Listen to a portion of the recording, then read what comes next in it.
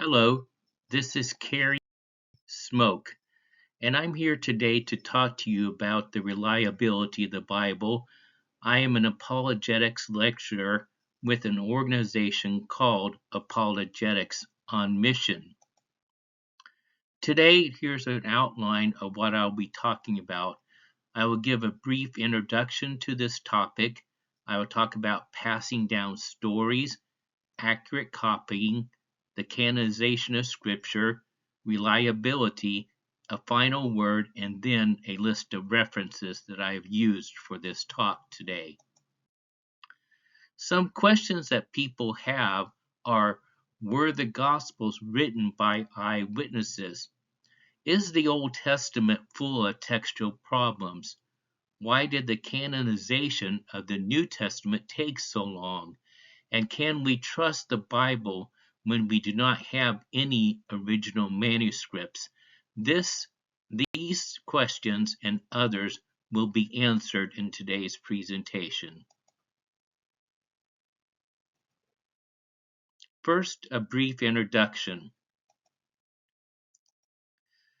Some recent best-selling books, such as Bart Ehrman's Misquoting Jesus, argue that the scribes did get it wrong. Thousands of people read and believe these attacks on the Bible. Still, millions of people continue to trust the Bible as an authoritative written record that conveys consistent and reliable truth about God. So which is it? Which position is true? Is the Bible full of errors, or is it reliable? That's the question for today. And does the Bible still convey true truths that the original authors intended? In other words, do we really have the words of the original authors of the Bible? Or were the ancient texts changed with such reckless abandon that contemporary biblical scholars are left with manuscripts so error-ridden that they can't even be certain of what the original text meant? Let's look at the history of the biblical text to see what the historical record actually tells us. First, let's talk about how were the stories passed down. What the skeptics will claim is that the Gospels were written 35 to 65 years after Jesus' death, not by people who were eyewitnesses, but by people living later. In other words, the skeptics are claiming that the Bible, the Gospels, were not written by any eyewitnesses of the life of Jesus. So let's look at what the history actually tells us about this claim. First, while the Gospels were probably written between 35 and 65 years after the death of Jesus, historical evidence strongly suggests that the sources of the New Testament Gospels were eyewitnesses of the events of Jesus' life. Yes, 35 to 65 years later, but people who were eyewitnesses of Jesus were still alive and recorded their information. We know that Matthew and John were disciples of Jesus, therefore they would have been eyewitnesses of Jesus and what he did and said. Next, Peter was likely the source of Mark's gospel. They were relatives, and it's likely that Mark would have gotten his information from Peter, who was also a disciple of Jesus. Luke was likely the personal physician of Paul, and he states that he got his stories from eyewitnesses for his gospel. According to ancient recollections from such early Christian leaders as Papias of Hierapolis, Polycarp of Smyrna, and Irenaeus of Lyon, each of the four New Testament Gospels represent eyewitness testimony about Jesus Christ. Here's another claim by skeptics. Stories based on eyewitness accounts are not necessarily reliable, and the same is true 100-fold for accounts that have been passed in oral circulation long after the fact. In other words, they're claiming that stories that were handed down orally are not reliable. What history actually tells us in this regard is that people in today's world are surrounded by high levels of literacy and easy access to writing materials. We are accustomed to recording important information in written form. But especially amongst the ancient Jews, important teachings were told and retold in rhythmic, repetitive patterns so that the students could memorize key truths. These teachings were known as oral histories, and again, in a rhythmic, repetitive pattern that helped them to memorize and pass down these oral histories. In these forms, it was possible for the teachings and accounts of historical events to remain amazingly consistent from one generation to the next. Here's another claim by skeptics. Stories in the New Testament were changed with what would strike us today as reckless abandon. They were modified, amplified, and embellished, and sometimes they were made up. Well, let's look at what history actually tells us. The New Testament accounts of Jesus were not made up or changed with reckless abandon. Consistent oral histories about the life of Jesus and the early church emerged among eyewitnesses shortly after the events occurred. In other words, during the time that Jesus lived or shortly thereafter. As an example, let's take a look at one of the segments of oral history that is recorded in written form in 1 Corinthians chapter 15, verses 3 through 7, which says, quote, "For I delivered to you as of first importance what I also received, that Christ died for our sins in accordance with the Scriptures, that he was buried, that he was raised on the third day in accordance with the Scriptures, and that he appeared to Cephas, then to the 12, then he appeared to more than 500 brothers at one time, most of whom are still alive, though some have fallen asleep. Then he appeared to James, then to all the apostles." End quote. So, how do we know that these words from the Apostle Paul represent part of the oral tradition about Jesus? Paul introduced this summation with two Greek words which mean handed over or delivered and received, that indicated it was oral tradition. Ancient readers understood that when these two words, delivered and received, when used together, to imply that the writer was citing oral history. So these were clues that are right there in the verses, delivered and received, that the ancient readers would have instantly recognized as oral history. The actual history tells us that from this bit of oral history, what I just read from 1 Corinthians 15, it's clear that the earliest Christians did not recklessly alter their oral traditions. Otherwise, how could Paul, writing 3 years after he first visited Corinth, had said to the Corinthians immediately before he quoted this oral history, quote, "I am reminding you, brothers, about the good proclamation that I proclaimed to you," end quote, suggesting that Paul proclaimed similar words in each place that he visited. See 1 Corinthians 15, verse 1. Clearly, this example from the oral accounts of Jesus' life was not made up long after the events or changed with reckless abandon, as the skeptics claim. To the contrary, this oral tradition about Jesus emerged soon after his resurrection and remained relatively unchanged as it spread across the Roman Empire. In other words, after Jesus rose from the dead, there was this short paragraph that I just read from 1 Corinthians 15, and it was spread throughout the Roman Empire with great reliability. Here is another claim by the skeptics.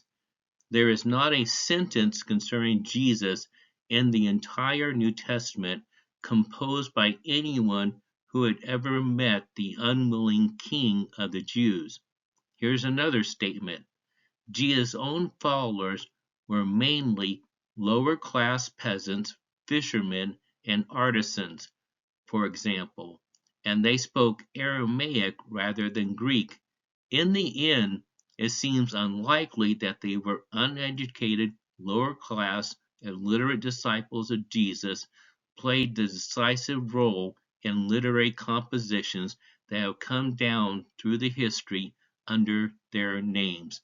In other words, they're claiming that the Gospels, Matthew, Mark, Luke, and John, could not have been written by those people with those actual names, Matthew, Mark, Luke, and John.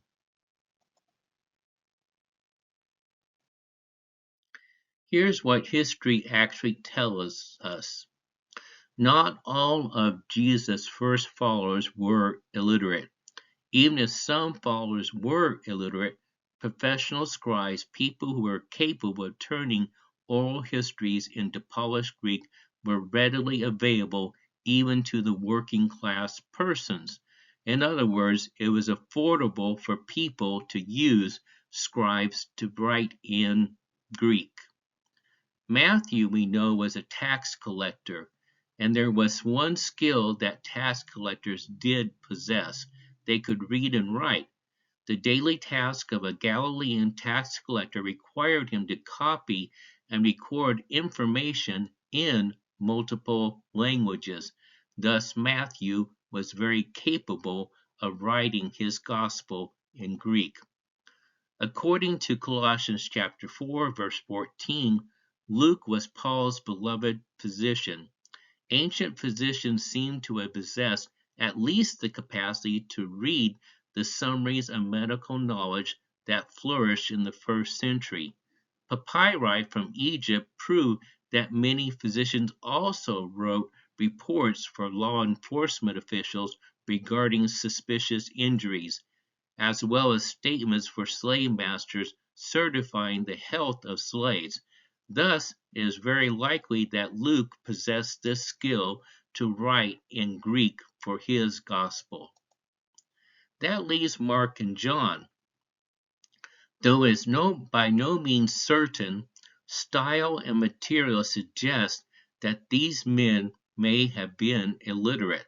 Still, in the first century AD, professional scribes were readily available to render messages from other languages, including Aramaic, into polished Greek.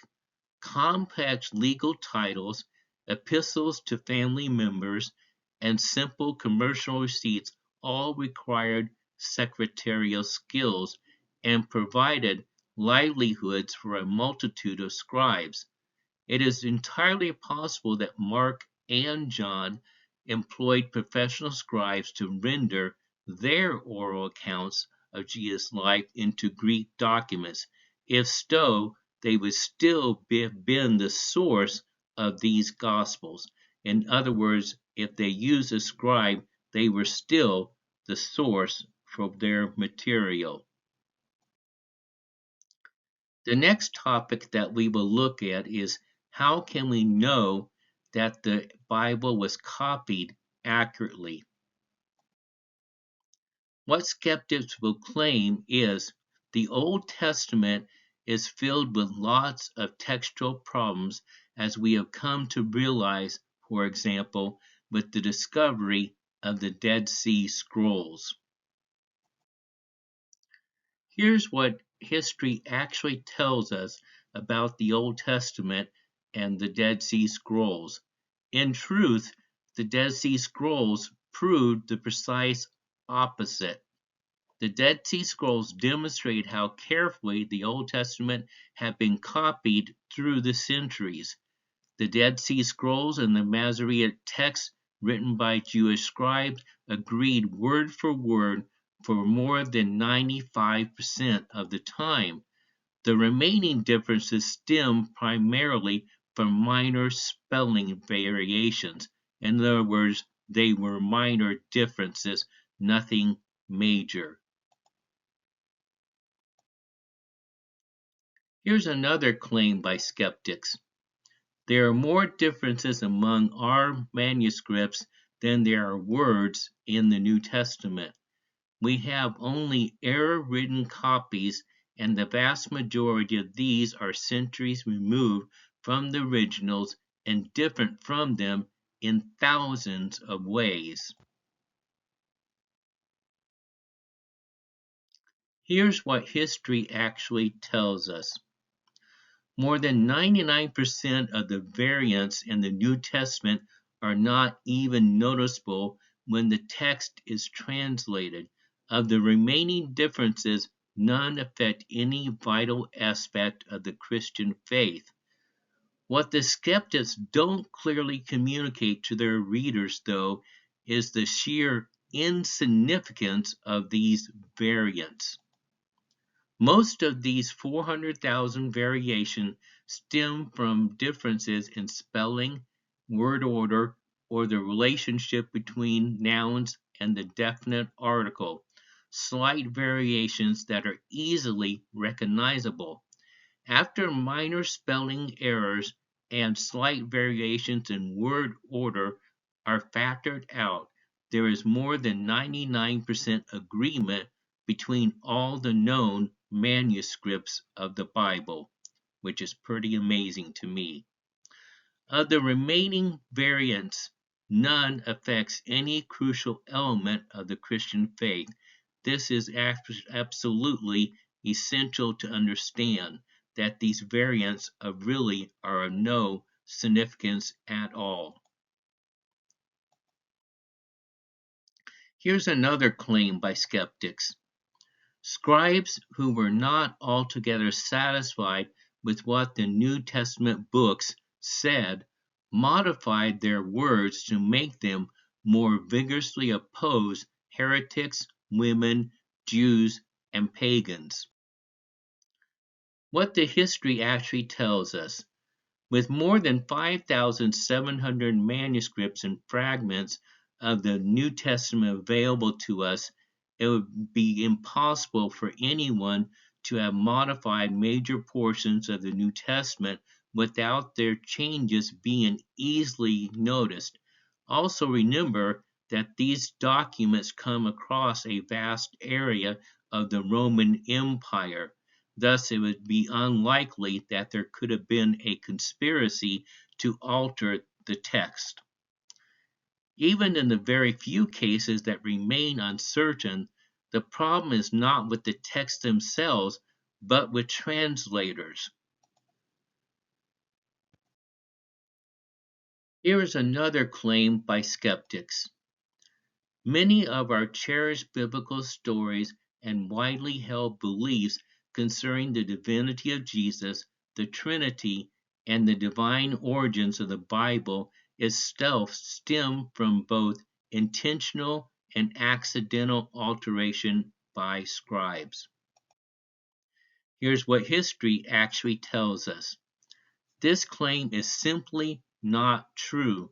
Firm belief in the divinity of Jesus, the threefold nature of God, and the divine origins of the Bible emerged among Christians before the New Testament was even completed.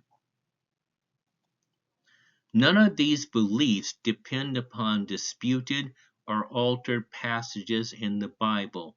In other words, things like the divinity of Jesus, the threefold nature of God, and the divine origin of the Bible does not depend upon any disputed passage. No essential Christian belief is affected by any variant in the Bible manuscripts. Next, let's look at the topic, who chose the books in my Bible? What skeptics will claim, many Christians today may think that the canon of the New Testament simply appeared on the scene one day soon after the death of Jesus, but nothing could be farther from the truth. As it turns out, we are able to pinpoint the first time that any Christian of record listed the 27 books of our New Testament as the books of the New Testament, neither more nor fewer. In the year 367, Athanasius wrote his annual pastoral letter to the Egyptian churches under his jurisdiction, and in it he lists our 27 books, excluding all others. What history actually tells us regarding this? This statement leaves out several key facts about the selection of the New Testament books, so let's look further at this. It is true that Athanasius was the first author to list the exact same 27 books that we find in the New Testament today. That fact is not disputed. Yet from the beginning, Christians unanimously accepted the Gospels, Acts, Paul's letters, and the first epistle of John. And from the beginning, we're talking about 1st century AD. There was widespread agreement about which writings were authoritative existed among Christians from the 1st century onward.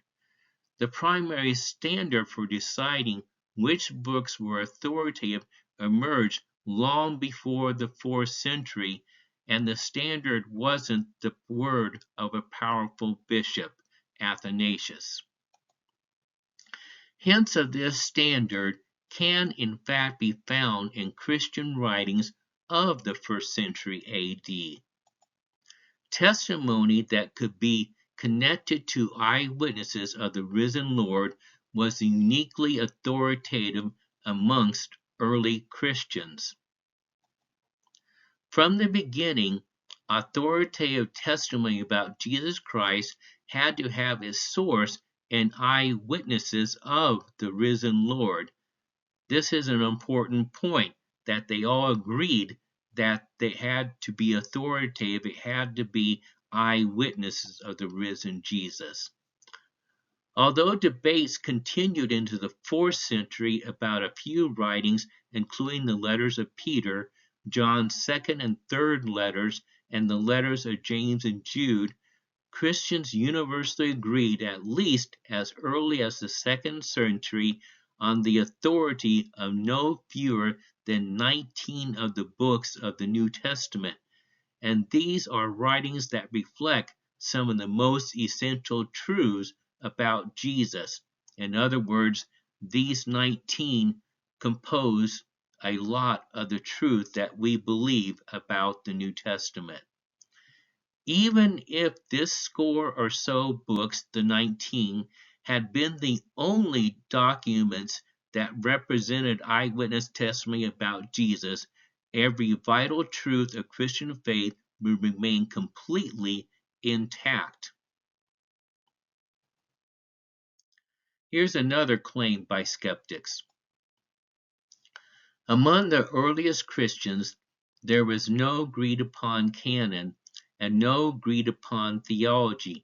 Instead, there was a wide range of diversity, diverse groups asserting diverse theologies based on diverse written texts, all claiming to be written by the apostles of Jesus. Here's what the history actually tells us. Among the people who walked and talked with Jesus, a consensus emerged very early regarding the identity of Jesus in all but a few of the biblical books. It's true that there were several divergent set of beliefs that circulated within the earliest churches. It's also true that debates about a few biblical books lasted beyond the first and second centuries. Yet the persons who actually walked and talked with Jesus agreed about the nature of Jesus even before the New Testament was completed. In other words, the nature of Jesus being divine, the Son of God. Consensus about all but a few of the New Testament books was reached by the mid-second century and maybe or probably earlier. According to the records found in the New Testament, written by people connected to eyewitnesses, Jesus was human and yet divine. He was the messianic king predicted in the Hebrew scriptures. He was physically raised from the dead, and it is only by trusting in him that anyone can enjoy the life that God created humanity to live, both now and in eternity. See John chapter 20, verses 28 through 31, 1 Corinthians 15, 1 through 7, 1 John chapter 2, verse 22, and chapter 4, verses 1 through 3. According to the eyewitnesses of Jesus, to deny such truth as these was to exclude oneself from fellowship with Jesus Christ and with his followers. See 1 John 4, 1 through 6. This is an important point, that people who denied these truths were excluded from fellowship. In other words, they would have been seen as heretics. Next, let's move on to the topic of how reliable is my Bible. Here's a claim by skeptics. Not only do we not have originals of the biblical manuscripts, but we don't have the first copies of the originals. What we have are copies made much later. Here's what history actually tells us. Although the original manuscripts from the biblical authors have been lost, probably forever, the copies that we possess today reliably reflect the inspired message of the original authors. Ancient people saw no reason to revere original manuscripts from important people, and once documents became too worn to read easily, they did not retain the original manuscripts.